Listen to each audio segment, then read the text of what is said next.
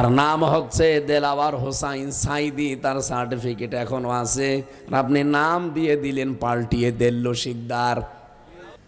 1 মিনিটে যদি আপনি চেয়ারে বসে 120 বার ঘোরেন, বলেন তো আপনি মনে হবে 1 মিনিট পরে 3-4টি দুনিয়া দেখতে পাচ্ছি। হাসতেছেন আপনি, ঠেলা তো টের পাওনি।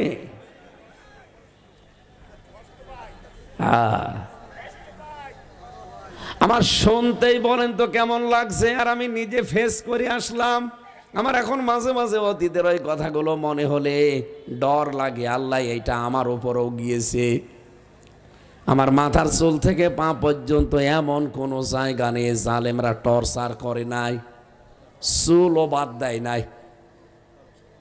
মাজার উপরে দড়ি লাগিয়ে ওরা 11 ঘন্টা এভাবে টাঙিয়ে রেখেছিল।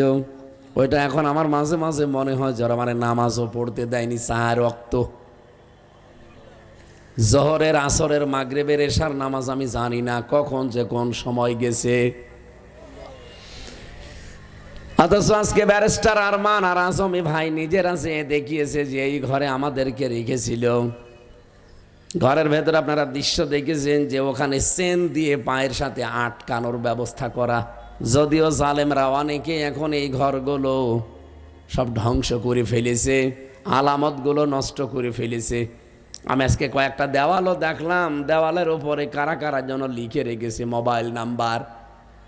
সাবেক আইনমন্ত্রীর কথা আপনি চিন্তা করেন, সে তো প্রকাশ্য ইসলামের দুশ্মন, শত্রু, অথচ বলছে এই লোকটাকে শুধু রায় দিয়েছিলাম, এখনো তো কার্যকর করি নাই। রায় দিয়ে 300 মানুষ জীবন দিয়ে দিল। রায় যদি কার্যকর করতাম তো কি হইতো দেশে? এটা দুনিয়ায় না, এ বাংলাদেশে না, পৃথিবীর ইতিহাসে এই মনে হয় প্রথম।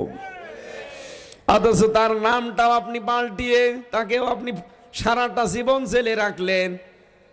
13টা বছর অন্ধকারে ধুকে ধুকে তাকে মারলেন, শেষ পর্যন্ত ইনজেকশন দিয়ে মেরে ফেললেন।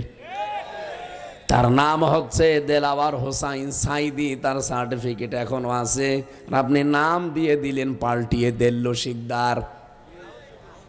এ বাংলাদেশে নাম পরিবর্তনের হিড়িক যা চলছে, হেফাজতের সাবেক আমির আল্লামা শাহ আহমেদ শফি রহমতুল্লাহ আলাই, জালেমরা তার নামও পাল্টিয়ে দিয়েছে তেতুল হুজুর।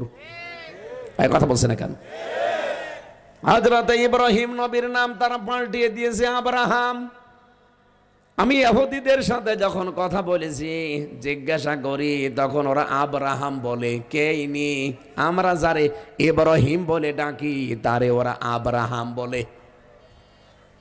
এই জন্য নাম পাল্টানোর, এই পরিবর্তনের এই ইতিহাস, এই চর্চা বন্ধ করা লাগবে। কারণ যারা নাম পরিবর্তন করার এই অভ্যাস তৈরি করে, এরা যদি তওবা না করে, আল্লাহ পাকে আয়াতের শেষের দিকে জানিয়েছে ওয়ামাল্লাম ইয়াতুব ফাউলাইকা হুমুজ জালিমুন। যারা নাম পাল্টায় মানুষের, এরা যদি তওবা না করে, ফিরে না আসে, পরিবর্তন না হয়, এরা যদি না থামে, এরা জালেম হয়ে মারা যাবে। আর বাংলাদেশে তাই যাচ্ছে। এজন্য নাম পরিবর্তনের হেডেক বন্ধ করা দরকার। আমি যে কথা তুলেছিলাম, পৃথিবীতে সত্যি যদি আপনি এলেম অর্জন করার পরে ওই অনুযায়ী কাজ করতে পারেন, ওই জামানায় যেমন নবীদের ওপরে হয়েছিল, নামও পাল্টিয়েছিল, আপনার নামও পাল্টিয়ে জালেমরা দিতে পারে। এই জন্য আমাদের সম্মান আর মর্যাদা কোথায় আমরা অনেকে জানি না। এর প্রথম কারণ ইমান, 2 নম্বরে এলেম। আল্লাহ এই দুইটাই যেন আমাদের দান করেন, বলেন আমিন।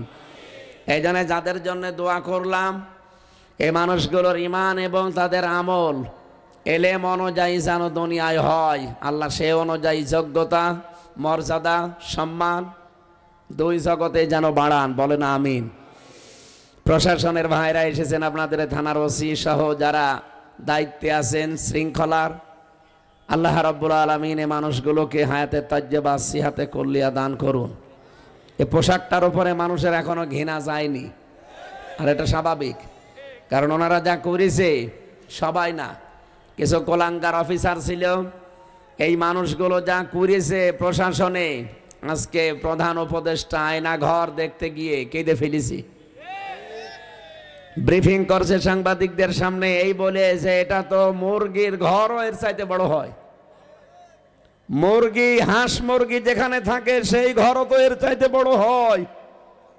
আমি যেহেতু নিজে 10 দিন ছিলাম মিনিটাই, তাও বড়টাই না, এদিকে 3.5 হাত, এদিকে 1.5 হাত, এতটুকু জায়গা। আজকে আপনারা কারেন্টের শর্ট দেয় যে চেয়ারে বসে, সেটা দেখতে পাচ্ছেন। আর আমারে নিজে বসিয়েছিল, আমারে শর্ট দেয়নি, আমারে নখ তোলার জন্য বসিয়েছিল। নখ তুলে নেবে পায়ের আর হাতের, আর এই চেয়ারের ওপরে লাগিয়ে ক্লিপ দিয়ে হাত আর পা আর গলা আটকিয়ে দেয়। দিয়ে ওদের এমন একটা মেশিন আছে পার সাথে হাতের সাথে মিল করা, শুধু আপনার সামনে ধরে সুইচ টিপ দেবে, একবারে এই পার হাতের এই 20টা আঙ্গুলের নখ খুলে চলে যাবে।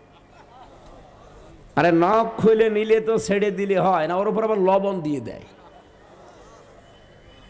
আমার আগে একজনকে এই অবস্থা করে আমারে নিয়ে গেছে, আমারে বলছে একবার শুধু ওই চেয়ারে টিপ দেব, 1 মিনিটে 120 বার ঘুরবে। 1 মিনিটে যদি আপনি চেয়ারে বসে 120 বার ঘোরেন, বলেন তো আপনি মনে হবে 1 মিনিট পরে 3-4টি দুনিয়া দেখতে পাচ্ছি। হাসতেছেন আপনি, ঠেলা তো টের পাওনি।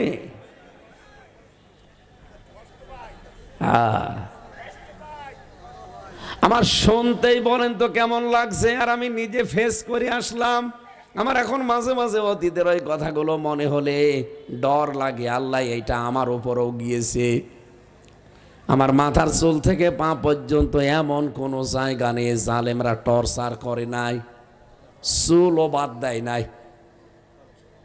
মাজার উপরে দড়ি লাগিয়ে ওরা 11 ঘন্টা এভাবে টাঙিয়ে রেখেছিল। ওইটা এখন আমার মাঝে মাঝে মনে হয় যারা আমার নামাজও পড়তে দেয়নি, 4 ওয়াক্ত, জোহরের, আসরের, মাগরিবের, এশার নামাজ আমি জানি না কখন যে কোন সময় গেছে। অথচ আজকে ব্যারিস্টার আরমান আর আজমি ভাই নিজেরা যে দেখিয়েছে যে এই ঘরে আমাদেরকে রেখেছিল। ঘরের ভেতরে আপনারা দৃশ্য দেখেছেন যে ওখানে চেন দিয়ে পায়ের সাথে আটকানোর ব্যবস্থা করা। যদিও জালেমরা অনেকে এখন এই ঘরগুলো সব ধ্বংস করে ফেলেছে, আলামতগুলো নষ্ট করে ফেলেছে। আমি আজকে কয়েকটা দেওয়ালও দেখলাম, দেওয়ালের উপরে কারা কারা যেন লিখে রেখেছে মোবাইল নাম্বার। এটা এই জন্যে লিখে রাখতো আমি জানি, কারণ কেউ 8 বছর, 10 বছর, 12 বছর, 14 বছর পড়ে আছে ওখানে, কেউ জানে না। এই নাম্বারটা লিখে হয়তো নিচে এইটাই জানাতে চায় যে ভাই যদি কেউ বাইরে যেতে পারেন এই নাম্বারটা একটু বলবেন যে আমি বেঁচে আছি। কত বড় কঠিন ছিল এ মানুষগুলো। এই জালেমাদেরকে এখনো পর্যন্ত যারা সাফাই গান, আপনি কি মানুষ না জানোয়ার? আপনার বাবা যদি এরকম 10 বছর আয়না ঘরে থাকতো আপনি টের পেতেন। প্রশাসনের কিছু কোলাঙ্গার অফিসার এই জালেমাদেরকে 15.5 বছর টিকাতে সাহায্য করেছে। বিশেষ করে 24 সালের জুলাই আগস্টে ওরা যে কাজ করেছে কিছু মানুষ, এ কারণে এখন ওই পোশাকটার প্রতি মানুষের ঘৃণা যায়নি। না, আমরা দোয়া করছি আগের অবস্থায় তারা যেন আবার ফিরে যায়। আমাদের অতিথি কোনটা? এটা কি আব্দুল সালাম? আসেন।